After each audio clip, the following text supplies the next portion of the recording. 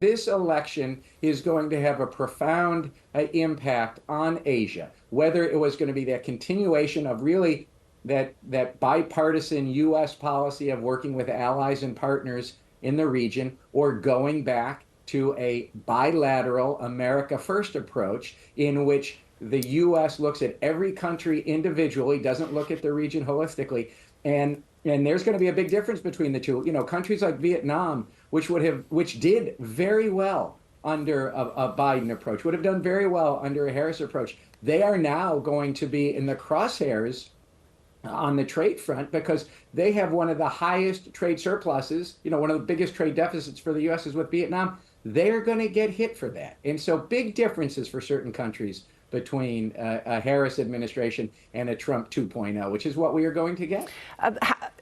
As you suggest, there will be big implications. How carefully will the leaders of each of those countries that you've mentioned there have to tread in their dealings with Donald Trump from this moment forward?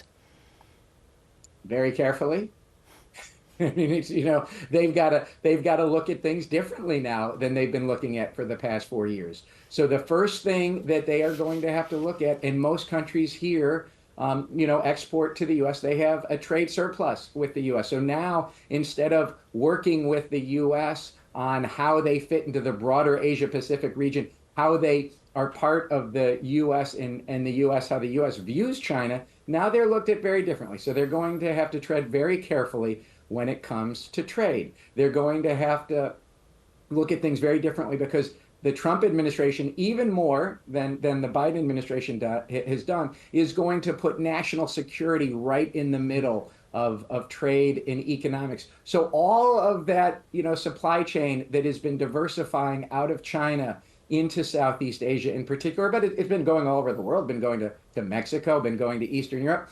That could now be considered as a Chinese company, even though they've moved out of China and are invested in Vietnam, Malaysia, and the like. So that's going to change things. The other thing that's going to change things is that countries in Asia are just as bothered and hit by China's overcapacity as the U.S. is. So as the U.S. puts 60% tariffs on China, China's going to have to export those goods somewhere else. They're going to come into Southeast Asia, and Southeast Asia doesn't want them either. So they're going to get hit with tariffs onto China. So it's a very more complicated, different world under Trump than it has been under Biden. Steve, as you know, the Albanese government has made a lot of moves to normalise relations with China to some degree. There's been diplomatic missions there.